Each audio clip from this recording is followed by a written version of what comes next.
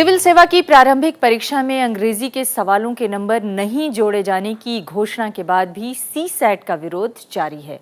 जंतर मंतर पर आंदोलन कर रहे छात्रों का आरोप है कि उन्हें केवल अंग्रेजी भाषा के सवाल से नहीं, पूरे सीसैट पैटर्न से दिक्कत है। इसलिए परीक्षा पद्धति को ही खत्म किया जाना चाहिए। इधर राजनीतिक दल भी सरकार की तरफ से दिए गए समाधान से संतुष्ट नहीं हैं।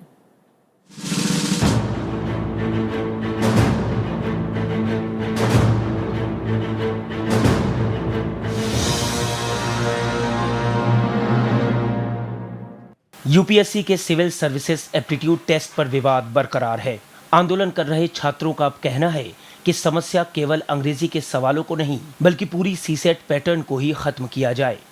इंग्लिश अगर ग्रामेटिकल होती ना तो फिर बोल सकते कि हिंदी वाले को फायदा। ये तो जस्ट नॉर्मल इंग्लिश थी, जस्ट पैसेज बड़ा और आंसर दिया, तो कुछ नहीं है। बस सीसेट को बिल्कुल हटना चाहिए। हिंदी माध्यम के छात्रों के लिए बिल्कुल ही अन्यायपूर्ण ये है और बिल्कुल सीसेट को हटना चाहिए। कार्मिक राज्य मंत्री जितेंद्र सिंह ने साफ किया कि इस मसले के समाधान के बारे में सरकार ने अपना पक्ष साफ कर दिया है। जो सरकार ने कहना था वो संसद में कह दिया गया है। अब इसके अतिरिक्त इसमें और कुछ कहने का कोई औचित्य नहीं है, ना ही गुंजाइश। सरकार के अंग्रेजी के सवालों के नंबर नहीं जोड़ने की घोषणा के बाद राजनीतिक दलों ने दूसरे मुद्दे उठाने शुरू कर दिए हैं। जो सेकंड पेपर है वो ट्रांसलेशन का, उसमें दिक्कत है। साइंस के लड़के उसमें ज्यादा, और वो आईआईटी का, कैट का, ये सब एग्जाम देते तो उनको रफ्तार है, वो से उनके अनुसार ये सेट है। Tomorrow it is going to be discussed thoroughly.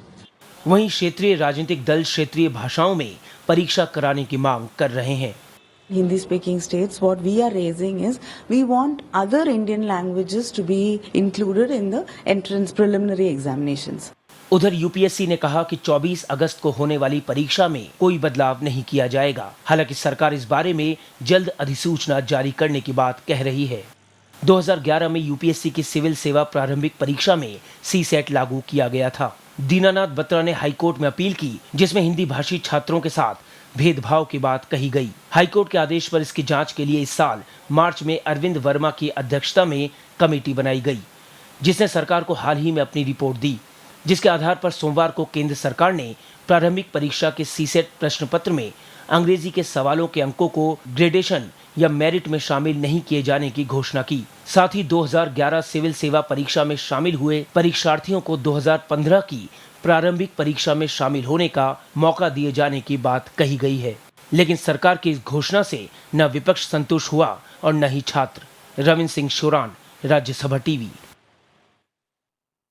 तो यूपीएससी का जो भी समाधान निकालने की सरकार ने कोशिश की, ना उससे विपक्ष संतुष्ट हुआ और ना ही छात्र संतुष्ट हुए। तो आखिर इन दोनों ही पक्षों को संतुष्ट करने के लिए सरकार को क्या अब नए सिरे से कुछ विचार करना होगा? इस पर चर्चा के लिए हमारे साथ कई खास मेहमान हैं। हमारे साथ हैं बीजेपी के नेता संबित पात्रा। संबित, आपका बहुत स्वागत है। हमारे साथ हैं विकास दिव्यकीर्ति, जो कि सिविल सर्वेंट रह चुके हैं और हिंदी मीडियम से 1996 में आपने क्वालिफाई किया था, पूर्व सिविल सर्वेंट रह चुके हैं।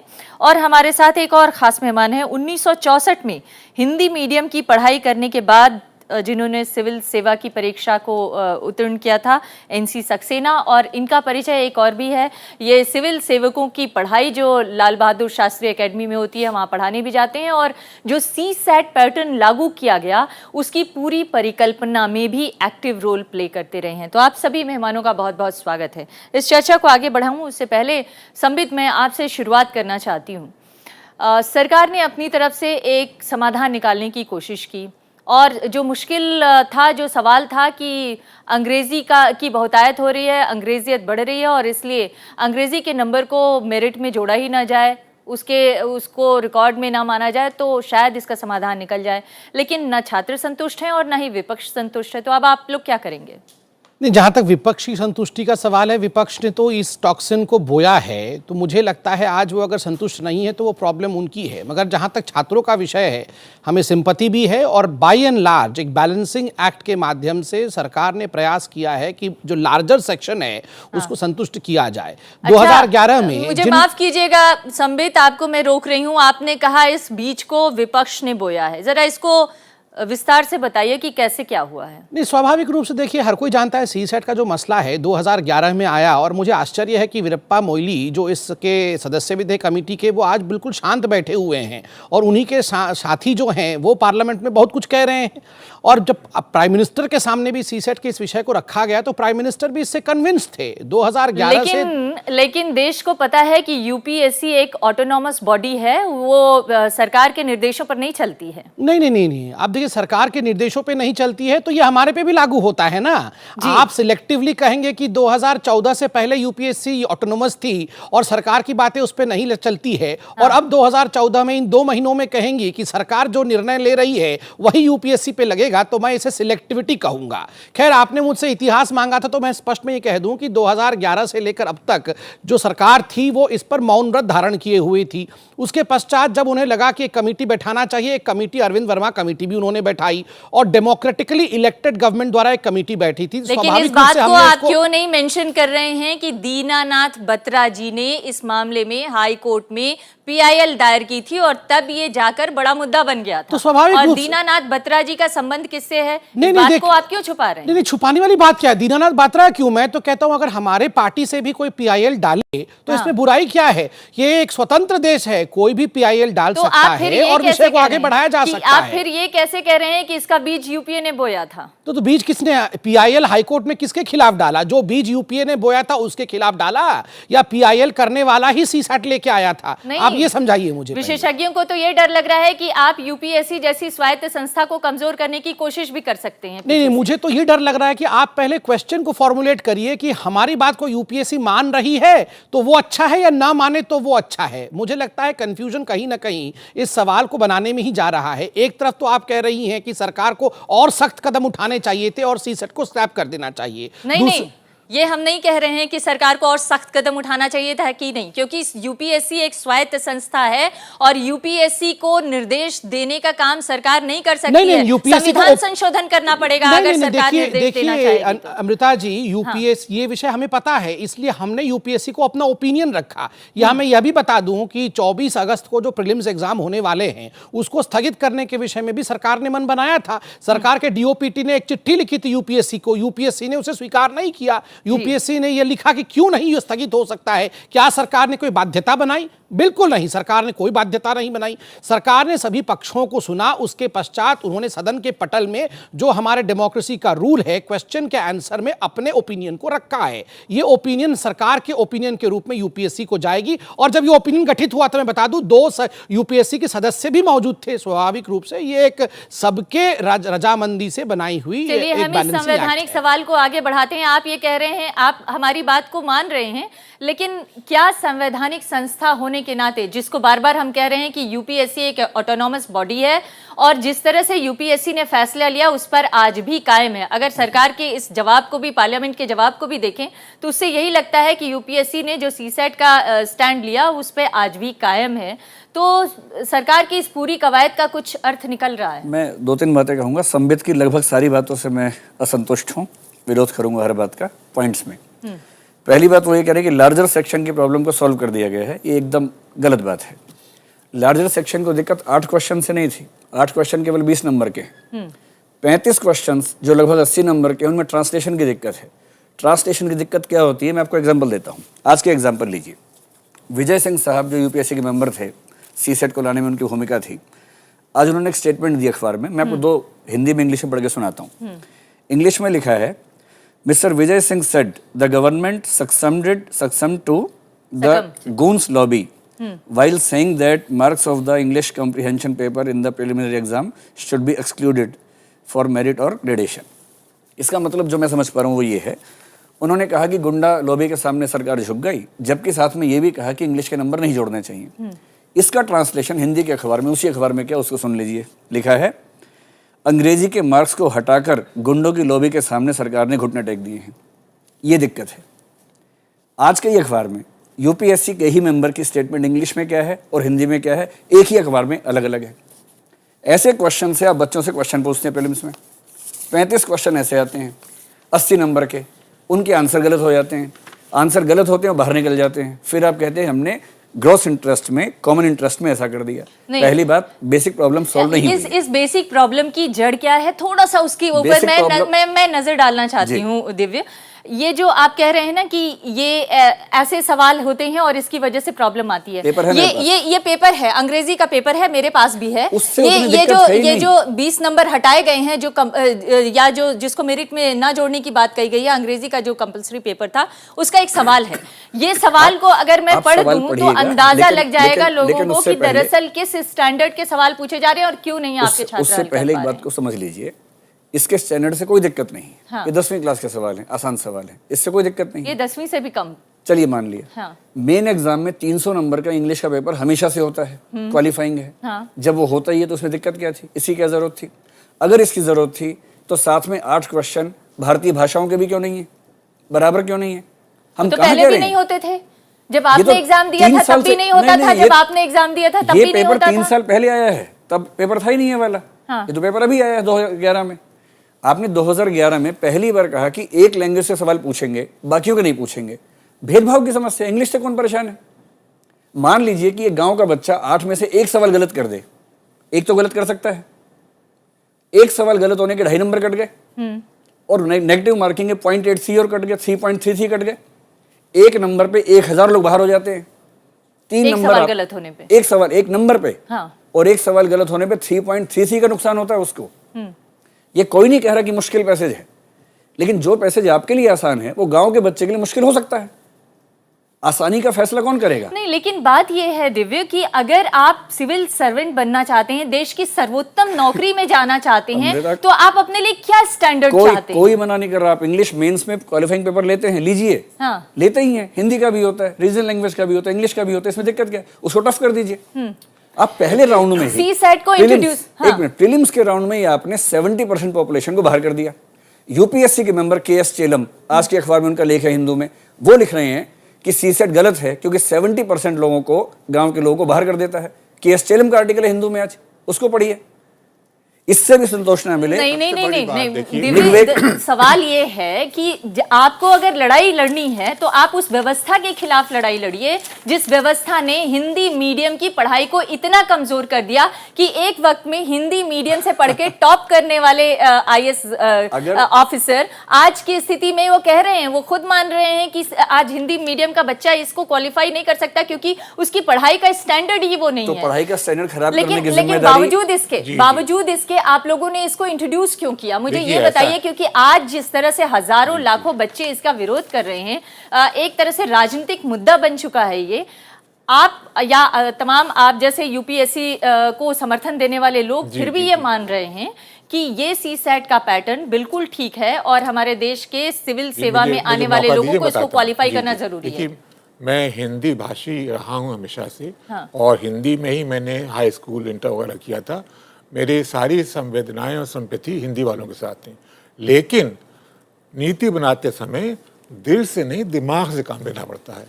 तो इसलिए जब नीति बनाते थे, पहला सवाल ये था हमारे सामने कि ये जो सर्विसेज हैं, चाहे IAS हो, रेवेन्यू सर्विस है, रेलवेज है, ऑडिट अकाउंट्स है, फॉरेन सर्विस है, इन सब की कॉमन रिक्वायरमेंट क्या है? इनकी कॉमन रिक्वायरमेंट को देखते हुए ही इम्तहान हो सकता है। तो जब तक उस कमेटी ने ये तय किया कि रिक्वायरमेंट ये है कि भाई एक तो उसका लॉजिकल कॉम्प्रिहेंशन होना चाहिए, उसको थोड़ी बहुत अंग्रेज़ी भी आना चाहिए, साथ ही साथ उसको नंबर्स के साथ फ्लेयर होना चाहिए क्योंकि अगर आप इनकम टैक्स में हैं, रेलवे अकाउंट्स में हैं, IAS में हैं, आपको यही पता नहीं है भाई कि इन्फ्लेशन में और रेट ऑफ इन्फ्लेशन में क्या अंतर है।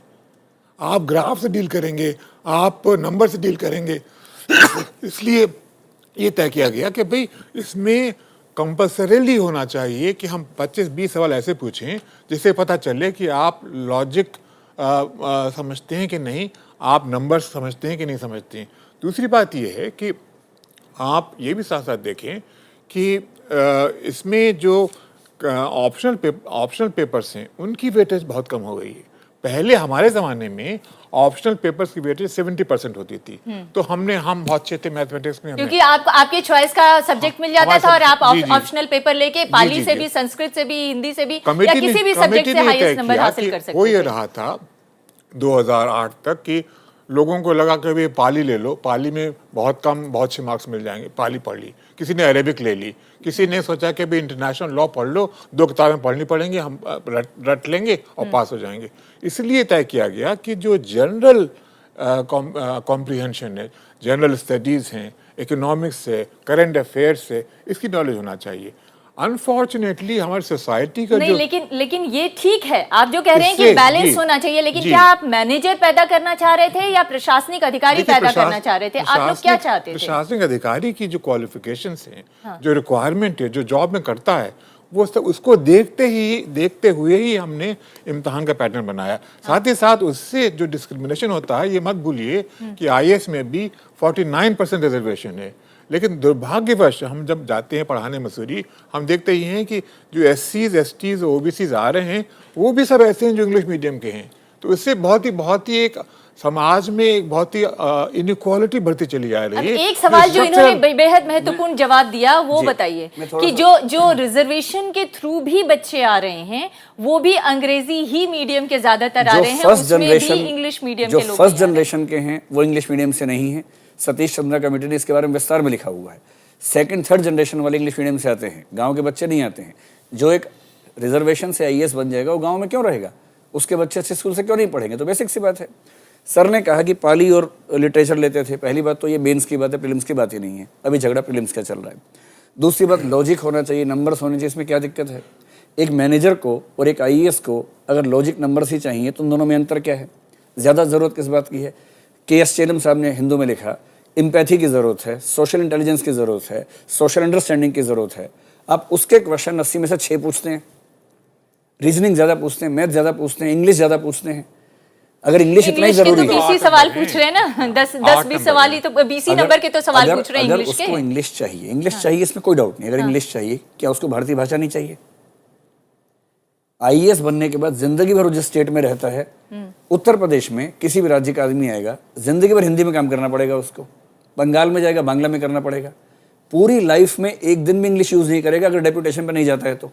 आप वो लैंग्वेज नहीं पूछ रहे। आईएएस ऑफिसर बनके केवल बंगाल में ही क्यों रहेगा? उसे तो पूरे देश में जाना पड़ सकता है। 33 साल की नौकरी में अगर डेपुटेशन पे नहीं जाता है तो 33 के 33 साल बंगाल में गुजारेगा। बहुत हुआ डेपुटेशन 3 साल 5 साल, और कितना चला जाएगा? और हम कब कह रहे हैं कि आप उसको मत भेजिए? आप उसको भेजिए, वहाँ टेस्ट कीजिए, जिसकी इंग्लिश अच्छी है उसको भेजिए। और जो आदमी आईएएस बनने के बाद 1 साल होते होते बांग्ला सीख सकता है, तमिल सीख सकता है, एक वही बच्चा जो इंग्लिश क्वालिफाइंग एग्जाम पास करके आया है मेंस में, तो अब आप क्या ये वो बताइए, अंग्रेजी में अब अभ्यस्त देखिए नहीं हो सकता? ये मुद्दा तो बार बार होता रहा। अब ये बताइए कि जो सरकार ने समाधान निकालने की कोशिश की है, उस समाधान से न छात्र संतुष्ट है, न विपक्षी दल संतुष्ट है, न कोई दूसरी पॉलिटिकल पार्टी संतुष्ट है। अब ये मुझे बताइए, अब ये मुद्दा जो है यहाँ से बढ़कर भारतीय भाषाओं की लड़ाई के रूप में तब्दील होता जा रहा है, उसके बारे में आप क्या केवल 2 बातें हैं। पहली बात, सरकार से 9-10 मांगे की गई थी, उनमें से 1 मांग मानी है, बाकी कोई नहीं मानी है। मेन एग्जाम में 3-4 प्रॉब्लम्स थी, उस पर बात ही नहीं की है। जैसे मॉडल आंसर्स केवल इंग्लिश में है, इस पर बात ही नहीं की है। सरकार ने क्यों नहीं बात की, उसकी वजह मैं बताती हूँ। दिव्य कीर्ति जी, जब सरकार के पास ये सवाल आया, ये उन्होंने कहा कि वर्मा कमेटी अपनी रिपोर्ट दे देगी और उस वर्मा कमेटी की रिपोर्ट के आधार पे हम जवाब देंगे। गलत बात। वर्मा कमेटी की रिपोर्ट, वर्मा कमेटी को रिपोर्ट बनानी थी उस हाई कोर्ट के निर्देश पर, जिसमें अंग्रेजी भाषा के सवाल पूछे जाने को लेकर। मेरे पास पूरा जजमेंट है हाई कोर्ट का यहीं पर जी। वो कमेटी दीनाथ बत्रा केस में केवल इन 8 क्वेश्चंस की बात थी जी। हाई कोर्ट का जजमेंट सिर्फ ये था, जजमेंट को पढ़िए। हाँ। पैरा 29 में हाई कोर्ट साफ कह रहा है कि यूपीएससी ने गलत किया है। हाँ। पैरा 30 में कह रहा है कि हम इंटरवीन नहीं करेंगे। 31 में कह रहा है कि हम आपको डायरेक्शन देते हैं कि कमेटी बनाइए उन 8 सवालों के बारे में। वो कमेटी केवल तो जो सरकार ने हल निकाला है वो उन्हीं 8 सरकार सवालों ने केवल 8 सवालों पर हल निकाला। वो उस केस की बात है, सरकार से जो डिमांड की गई है वो केवल 8 सवाल की नहीं थी। इसका मतलब ये है कि सरकार कहीं ना कहीं छात्रों के साथ एक तरह से जो उनकी समस्या है उनको नहीं देख रही है, सुनी नहीं रही है, नहीं सुन रही। इंटरव्यू की बात नहीं सुन रही, मेंस की बात नहीं सुन रही, प्रीलिम्स की डेट पोस्टपोन करने की बात नहीं सुन रही। मैं इसका जवाब एक बार जरा संबित से ले लेती हूँ। संबित, दिव्य कीर्ति का ये आरोप है कि सरकार उन मुद्दों को नहीं देख रही है और उन सवालों को नहीं सुन रही है जिन सवालों को लेकर आंदोलन चल रहा है। सरकार ने जो जवाब दिया है, दरअसल वो दीनानाथ बत्रा के पीआईएल के बारे में जो कमेटी बनाने के लिए हाईकोर्ट ने कहा, सिर्फ उन सवालों को लेकर जवाब दिया है, उन सवालों का कोई जवाब नहीं दिया है जो छात्र पूछ रहे हैं इस समय। देखिए, 2-3 बहुत महत्वपूर्ण मुद्दे हैं जो समझना आवश्यक है। सरकार ने जो मुद्दा उठाया है, सरकार ने जो निर्णय लिया है, मैं उसे एक बैलेंसिंग एक्ट के रूप में देखता हूं। जिस प्रकार से कुछ दिनों से ये पूरा विषय एक लैंग्वेज का विषय बनता जा रहा था, सरकार को यह भी डर था कि 1960 के दशक में जिस प्रकार से एक लैंग्वेज वॉर पूरे हिंदुस्तान में हो गया था, कहीं उस प्रकार का एक स्नोबॉल न हो जाए। इसलिए अंततः सरकार को जल्दी से जल्दी एक निर्णय लेना पड़ा। दूसरा महत्वपूर्ण विषय है, अगर सपोज अब मान लेते हैं कि सीसैट को हमने स्क्रैप कर दिया होता तो क्या लिटिगेशंस नहीं होते? इतने लिटिगेशंस हो जाते कि 24 अगस्त को जो प्रीलिम्स एग्जाम होने वाले हैं शायद वो स्टे हो जाते। तो सभी विषयों को ध्यान में रखते हुए बैलेंसिंग एक्ट करना बहुत आवश्यक था। मैं आपको बताता हूं अमृता जी, अगर आप गेस्ट यहां चेंज कर दिए, स्टूडियो यही रहे, यहां आप अंग्रेजी के गेस्ट ले आए, तो मैं बोलता हूं बिल्कुल धारा ऐसा लग जाएगा कि व्यूअर को लगेगा मानो जो हम अभी डिस्कशन कर रही है बेमानी है। तो स्वाभाविक रूप से जब कंफ्यूजन कंपाउंडेड होता है तो मध्यम मार्ग में चलना सरकार की विवशता होती है और यही होना भी चाहिए। तो सरकार ने मध्यम मार्ग को चुना है। एक तो लैंग्वेज जो वॉर हो सकता था पूरे हिंदुस्तान में, उसको रोका। दूसरा एक भ्रम यह भी आ रहा था कहीं इंग्लिश को ज्यादा तवज्जो दी जा रही है हिंदी से, इस विषय को ध्यान दिया। और थर्ड जो महत्वपूर्ण विषय था, क्या इंग्लिश महत्वपूर्ण है या नहीं, इसलिए आप देखिए दोनों हिंदी, इंग्लिश और वर्नाक्युलर लैंग्वेज में क्वालिफाइंग एग्जाम्स हैं, वो अभी भी हैं, आप उसको देख के आइए। एक बात मैं ये कहना चाहूँगा कि बहुत जल्दी परिवर्तन नहीं होना चाहिए, क्योंकि 18 साल की एज में आज लड़का तय करता है कि मुझे IAS में बैठना है और 7-8 साल मिलते हैं। अगर हम बार बार चेंज करते रहेंगे पैटर्न एग्जामिनेशन तो बहुत दिक्कत होती है। इसलिए मैं समझता हूँ कि जब तक हम हमको ये ना लगे कि जो सर्विसेज की रिक्वायरमेंट है वो ये जो सवाल पूछे जा रहे हैं इनसे मैच नहीं करती है, तब तो अलग बात है।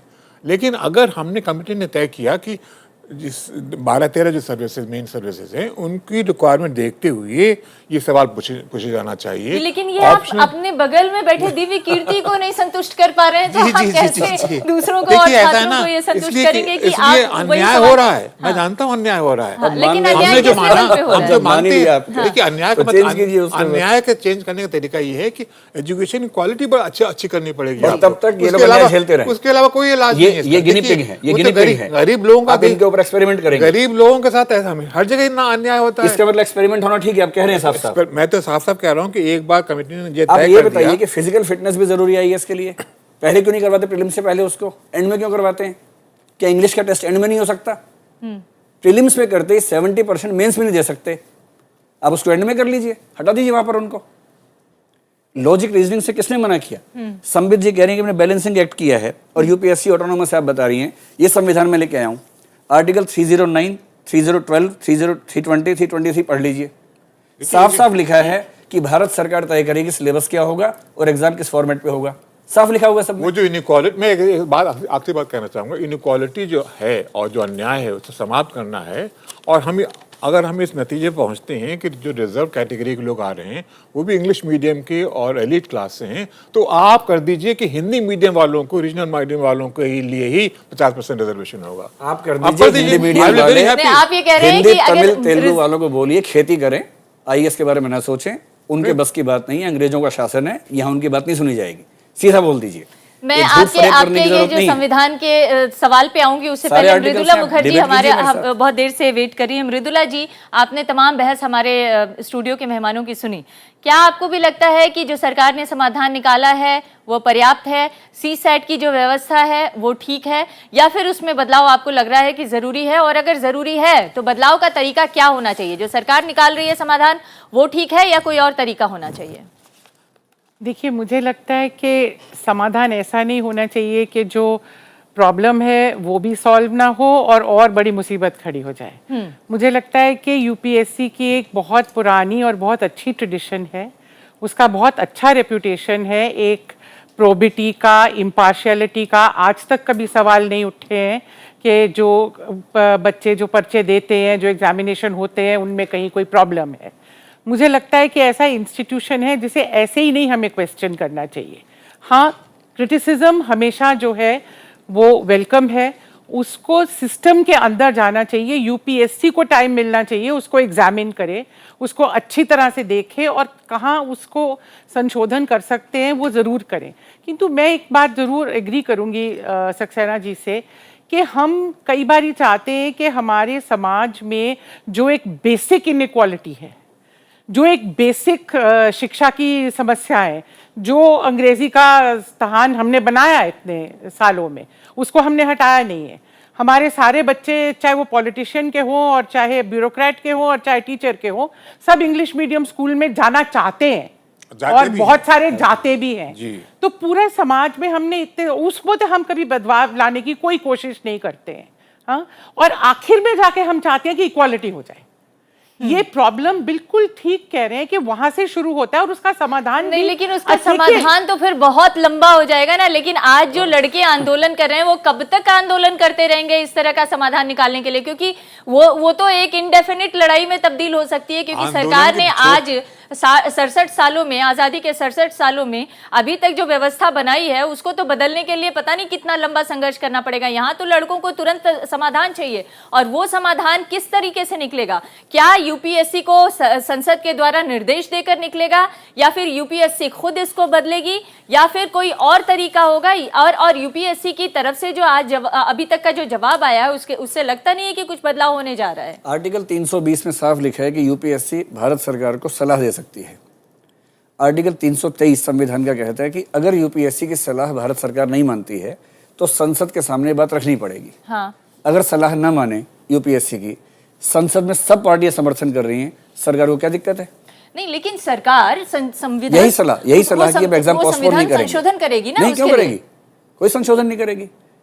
संविधान में लिखा हुआ है कि 320 के तहत 323 में अगर यूपीएससी की रिपोर्ट का कोई अंश सरकार नहीं मानती है तो संसद में पेश करेगी। सामान्य संकल्प है, सामान्य प्रस्ताव है। संविधान संशोधन तो बहुत आप उसको पढ़ के सुनाइए, क्योंकि जहां तक मेरी जानकारी है उसके मुताबिक अगर सरकार, आप बिल्कुल सही कह रहे हैं कि यूपीएससी को शासन आदेश दे सकती है। ऐसा कोई ऑटोनोमस बॉडी नहीं है जो कि यूपीएससी को उसमें लिखा हुआ है। लेकिन इसके लिए इससे परिवर्तन करने से कोई फर्क नहीं पड़ेगा। आप देखेंगे फिर भी इंग्लिश मीडियम के लोग आते रहेंगे, क्योंकि इस अंग्रेजी का सवाल नहीं है, किसी को दिक्कत नहीं है, अंग्रेजी का सवाल नहीं है, उनको आना चाहिए। सवाल इस बात का है कि आप देखेंगे जब जब चेंजेस नहीं हुए थे, मैं तो डायरेक्टर था 92 से 96 तक, आप देखेंगे 70% लड़के जो थे लाल बहादुर एकेडमी की, लाल बहादुर आईएएस एकेडमी का 70% लड़के इंजीनियरिंग बैकग्राउंड के थे। क्यों? क्योंकि आज हुई रहा कि जो अच्छे बच्चे होते हैं पढ़ने में, they want to become engineers, चले आते हैं, आ जाते हैं, और जो खराब बच्चे होते हैं जो पढ़ने अच्छे नहीं होते वो फिलॉसफी पढ़ते हैं। हम वेलकम करते हैं इंग्लिश वाले हैं, इंजीनियर्स हैं, हमें कोई दिक्कत नहीं, हमें डिस्क्रिमिनेशन से दिक्कत नहीं, लेकिन और इंग्लिश मीडियम के भी जो कई लोग समझते हैं, सवाल ये नहीं है कि इंग्लिश और हिंदी, देखिए आपके उसी बिहार यूपी से तमाम बच्चे, बिहार से, हरियाणा से, मैं जो हिंदी वाले लोग जो विरोध प्रदर्शन कर रहे हैं मैं उनकी बात कर रही हूँ। तमिलनाडु में भी हो रहा है, आंध्र प्रदेश में भी, मध्य प्रदेश में भी, राजस्थान में भी, उत्तराखंड में भी, सब जगह हो रहा है। ये सब हिंदी बेल्ट वाले, मैक्सिमम हिंदी बेल्ट वाले लोग हैं, चेन्नई कैसे, लेकिन आप मैक्सिमम हिंदी बेल्ट वाले लोग हैं जो यहाँ पर प्रदर्शन कर रहे हैं, और जो पार्लियामेंट में जिस तरह की आवाज गूंज रही है उसमें जरूर है कि आज जो है आप लोगों की आज आप लोगों की लड़ाई भाषाई लड़ाई में तब्दील होती हुई दिख रही है। लेकिन जो मुद्दा उठाया गया वो ज्यादा हिंदी वालों की तरफ से उठाया गया। बात ये नहीं है कि अब ये भाषा की लड़ाई है, बात ये है कि इसका हमारे देश में आईएएस बनने के लिए, देश की सर्वोत्तम नौकरी करने के लिए क्या बेसिक नॉलेज नहीं होना चाहिए? और आप जो कह रहे हैं अगर वहां का बच्चा, अगर यूपी, बिहार या हरियाणा या आंध्र प्रदेश का बच्चा अपने माध्यम में पढ़ाई करके इंजीनियर बन सकता है, मैनेजमेंट में आ सकता है, तो फिर वो आईएएस क्यों नहीं क्वालिफाई कर सकता? इंजीनियर बनने के लिए लैंग्वेज की प्रोफिशिएंसी बहुत कम चाहिए, और आईएएस बनने के लिए मेंस के 8 पेपर में इंग्लिश में लिखने में जान निकल जाती है, इतना मुश्किल होता है। हम इतना ही तो कह रहे हैं। प्रॉब्लम तो इंग्लिश का टेस्ट, अमृता, इंग्लिश का टेस्ट 1979 से हमेशा होता है। एक भी आईएएस इंग्लिश पास किए बिना आईएएस नहीं बनता है, हमेशा से होता है। हम सिर्फ ये कह रहे हैं कि इसको प्रीलिम्स में क्यों इंट्रोड्यूस करते हो, भेदभाव क्यों करते हो, और करना है तो इंग्लिश के साथ भारतीय भाषा को भी रख दो, केवल एक को क्यों रखते हैं? तो प्रीलिम्स और ट्रांसलेशंस इंग्लिश से हिंदी, इंग्लिश हटा दिया, ट्रांसलेशंस के 40 क्वेश्चन 80 नंबर हिंदी से इंग्लिश से हिंदी में क्यों है? हिंदी में इंडिपेंडेंट पैसेज क्यों नहीं आ सकता उसके बदले? ऐसे ट्रांसलेशन से समझ में नहीं आते हैं। आपके पास अगर कोई उदाहरण हो तो दीजिए, क्योंकि हमारे पास तो जो अंग्रेजी के सवाल का पेपर है वो आप देखेंगे तो मतलब मैं 6वीं 7वीं का क्वेश्चन है, मैं कहिए तो अपने दर्शकों को पढ़ के सुनाऊं। ट्रांसलेशन का सवाल ही नहीं है, ट्रांसलेशन वाला ये है, ये पढ़िए ना आप, पढ़िए भाषा में दिखाए। नहीं, एक बात मैं एक वाक्य पढ़ता हूँ, आप बताइए इसका मतलब क्या है? फैक्ट बता दूं आपको, एक वाक्य से मैं बोल देता हूँ, एक वाक्य सुन लीजिए। आईएएस में इस समय यूपी और बिहार का ओवर रिप्रेजेंटेशन है, ये बात सही है, लेकिन यूपी बिहार से वो लड़के आते हैं जो इंग्लिश मीडियम से गए हुए हैं, लेकिन उनका ओवर रिप्रेजेंटेशन है। ये नहीं है कि पहले 60s तक होता ये था कि तमिलनाडु से या आंध्र से लोग आया करते थे। आज हालत ये हिंदुस्तान में है कि आईएएस में और सिविल सर्विस में बैकवर्ड स्टेट्स का ओवर रिप्रेजेंटेशन है। इसीलिए बैकवर्ड स्टेट्स ने कभी डिमांड नहीं किया कि हमारे लिए आप रिजर्वेशन करिए। पाकिस्तान में है, सिंधियों के लिए है, बलूचियों के लिए है, पठान्स के लिए है, क्योंकि वहां से लोग नहीं आएंगे, पंजाबीज आ जाएंगे। इंडिया में कभी नहीं किया गया क्योंकि ओवर रिप्रेजेंटेशन है इन स्टेट्स। 2-4 वाक्य पढ़ देता हूँ। और अगर उसको रैशनलाइज करने की कोशिश हो रही है तो इतना विरोध हो रहा है। खैर आप जी 3-4 वाक्य पढ़ लीजिए। कीटों की आंतर प्रजनन दर ठेठ रूप से बहुत अधिक होती है, अतः एक इसमें आंतर प्रजनन दर पहले आप बताइए क्या है। दूसरा एक वाक्य, संधिपाद कीटों के प्रत्येक कुल जिसमें द्विपंखी तथा भृंगशलभ देखिए, एक दिव्य कुट की कीर्ति सम्मिलित एक हैं। बात बताइए, अगर वो अंग्रेजी नहीं समझते हैं, अगर वो हिंदी ही समझते हैं, तो फिर क्या ये हिंदी की ट्रांसलेशन गलत है। मतलब बहुत ही देखिए, ठीक ट्रांसलेशन कर दीजिए। एक ट्रांसलेशन ये था कि सवाल था स्टील प्लांट, उन्होंने कहा लॉ पौधा। अब नहीं देखिए, नहीं ऐसी नहीं, गलतियां नहीं तो लेकिन हैं। उसका प्रूफ कहीं नहीं मिला नहीं, सक्सेना जी, उसका प्रूफ कहीं नहीं मिला प्रूफ मुझे। मिल जाएगा मैंने उसका, बहुत प्रूफ ढूंढने मिल की जाएगा। कोशिश की, वो उसका कोई प्रूफ नहीं मिला। मैंने जी, कई जी। सारे आईएएस के पेपर निकाल के देखे, जी, जी, जी, लॉ जी। पौधा और गोली कंप्यूटर मुझे नहीं आपने मिला। सिर्फ 5 मिनट का समय दिया, थोड़ा समय दीजिए, सारे प्रूफ आपको मिल जाएंगे। आपने सिर्फ नहीं, 5 वो- मिनट का नहीं, टाइम हम दिया हम पता हम करने प्रूफ के लिए। चाहते ही पॉलिसी नहीं का है इशू दिव्या, नहीं हम है, ये ये तो ऑपरेशन चाहते का हैं इशू कि है। असल में अब इसका समाधान कैसे निकाला जाए। समाधान सिंपल है, आप प्रीलिम्स को लैंग्वेज न्यूट्रल बना दीजिए। आपको आईएएस का एप्टीट्यूड देखना है ना। तो एक लैंग्वेज न्यूट्रल IAS बनाने के की तो लिए- बात कही जा रही है। एक आईएएस के लिए ज्यादा अच्छा क्या होगा कि उसमें सोशल स्किल्स हो, सोशल अंडरस्टैंडिंग हो, एम्पैथी हो, या केवल रीजनिंग और मैथ्स हो। तो अब उन सब के सवाल सोशल नहीं पूछते। अंडरस्टैंडिंग, सोशल स्किल को ही तो और- टेस्ट और करने के लिए ये comprehension। सीसेट लागू किया 80 गया, यही तो ये कह रहे हैं। 80 वो कैसे किया गया वो देखिए ना। उस कमेटी में कौन कौन लोग थे। एस के खन्ना कमेटी, एक मेंबर आईआईटी के आदमी, मतलब वो ऑल इंडिया टेक्निकल एजुकेशन के हेड थे। फिर जो कमेटी बनी 3 मेंबर्स की, उसमें आईआईटी के लोग हैं। डीपी अग्रवाल साहब खुद आईआईटी के आदमी हैं, आईआईटी में प्रोफेसर रह चुके हैं। जब सारे आईआईटी के लोग मिलकर सब कुछ बनाएंगे तो रिजल्ट क्या आएगा? आप तो नहीं है, इसका क्या जवाब है? हमारी आप तो नहीं कमेटी है। में मिस्टर अलग थे चेयरमैन, अलग जो कि साहब, economist है। वो 2000 ईस्वी की बात है। वो जो कि मैं एक सवाल, आखिरी सवाल मृदुला जी आपसे करना चाहती हूँ। अभी भी ये संघर्ष चल रहा है कि सवाल किस तरह के पूछे जाएं, अभी भी ये संघर्ष चल रहा है कि पैटर्न क्या हो और आखिर हम अपने भावी आईएएस से किस तरह की उम्मीद करते हैं। अब इसका मुद्दा, मतलब इस मुद्दे का हल कोई निकलता हुआ आप देख रही हैं, या ये कहीं भाषाई लड़ाई में तब्दील होता हुआ दिख रहा है आपको? यही मुझे दुख हो रहा है कि इस जो पूरा जो विवाद चल रहा है, मैं एक इतिहासकार हूँ, सोशल साइंटिस्ट हूँ, मुझे लगता है एक इम्पॉर्टेंट मुद्दा इसमें आया था कि ह्यूमैनिटीज़ और सोशल साइंसेस के जो स्टूडेंट्स हैं उनके लिए ये जो टेस्ट है ये फेयर है या नहीं है, और इसको आगे बढ़ाया ही नहीं जा रहा है। मुझे लगता है कि इसमें कुछ ऐसी चीज़ें हैं जो कि एक तरह से प्रेफरेंस देते हैं जो टेक्निकल बैकग्राउंड से आते हैं या मैनेजमेंट बैकग्राउंड से आते हैं। और ये सिर्फ आईएएस की बात नहीं है, आजकल आप नए एग्ज़ाम कोई भी देख लीजिए, चाहे वो लॉ पढ़ने के लिए हो या मैनेजमेंट के लिए हो, वो एक ही पैटर्न बना हुआ है। वो लॉजिक जो है, एक ही तरह का लॉजिक उसमें पूछा जाता है, एक ही तरह का दिमाग जो है उसमें टेस्ट किया जाता है। मैं पूछती हूँ कि एक फिलोसॉफिकल लॉजिक होता है, आप क्या उसमें टेस्ट कर रहे हैं? फिलोसॉफिकल लॉजिक हो सकता है बच्चा जो है बहुत सोच हो उसकी, पर वो उस तरह का एक टेक्निकल लॉजिक में वो कहीं मात खा जाता है। मतलब तो जिन लड़कों का उस तरह से एक्सपोजर नहीं हुआ है जो महानगरों में रहने वाले बच्चों का हुआ है, तो वो शायद वहां पर फेल कर जाए। आप ये नहीं, कह रहे हैं। महानगरों में रहने वाली बात नहीं है, उसका वो जो ट्रेनिंग इंस्टीट्यूट्स होते हैं लेकिन ना, आप भी उसको तो उसकी पढ़ाई हुई है या नहीं? जी, आप भी तो उन लड़कों के इंटरव्यूज में जाती हैं, उनके पेपर सेट करने में आपकी भागीदारी रहती है। मैं ये जानना चाहती हूँ कि क्या जो आजकल के लड़के आ रहे हैं उनके अंदर वाकई कुछ काबिलियत की कमी दिख रही है आपको, या वो ज्यादा इंजीनियरिंग माइंडसेट के आ रहे हैं, या जो सीसेट तैयार किया जा रहा है, सीसेट के क्वेश्चंस तैयार किए जा रहे हैं, उसमें भी कुछ भेदभाव नजर आ रहा है क्या आपको? नहीं, देखिए बात ये है कि हमारे इतनी बड़ी पॉपुलेशन है और इसमें गिने चुने ही लोग जो है वो सामने इंटरव्यू लेवल तक पहुंचते हैं जी। तो वहां पे आपको ये चीज नहीं दिखाई देगी। जो बच्चे वहां तक पहुंचते हैं वो बहुत सारे केपेबल होते हैं। लेकिन ये दिव्य कीर्ति जी कहते हैं कि बच्चों के साथ इंटरव्यू के लेवल पे भी भेदभाव होता है। अपने साथ हुआ है। अंग्रेजियत को लेकर भेदभाव होता है। मैंने 3 बार इंटरव्यू दिया, हिंदी मीडियम था, 2 बार इंग्लिश में लिया मुझसे इंटरव्यू। क्यों लिया? जी, इस जवाब को दे दीजिए, हमें खत्म करने का वक्त आ गया है। मृदुला जी। जी, मैं ये कह रही हूँ कि मेरे अपने कॉलीग्स हैं जो कि बहुत ही अच्छी अंग्रेजी बोलते हैं और फिर भी आईएएस के इंटरव्यू में फेल हो गए। तो ये कोई बात नहीं है कि जरूरी जो बहुत अच्छी अंग्रेजी बोलते हैं वो निकल जाएंगे और जो हिंदी वाले हैं वो रह जाएंगे। मुझे लगता है जो इंटरव्यू कमिटी इस मामले में काफी सेंसिटिव होती है और वो सच में चाहती है कि जो काबिलियत वाले जो बच्चे आते हैं उनको वो आगे बढ़ने का एक आखिरी सवाल, क्या आप मानती हैं कि यूपीएससी जो अभी तक कर रही है वो ठीक कर रही है? जी, मुझे ये लगता है कि यूपीएससी एक बहुत ही अच्छी इंस्टीट्यूशन है। कोई भी परफेक्ट नहीं होते और हर टाइम पे बदलते रहते हैं। जैसे सक्सेना जी ने कहा, अलग साहब के नीचे एक कमेटी बनी थी, मुझे याद है बहुत लंबे डिलिबरेशंस उसके चले थे। हमारे यहाँ जेएनयू से भी उसमें कंट्रीब्यूशन लोगों ने किए थे, मुझे याद है। और ये टाइम पे होना ही पड़ेगा और देखना पड़ेगा कि क्या कमियां हैं, क्या कमजोरियां हैं।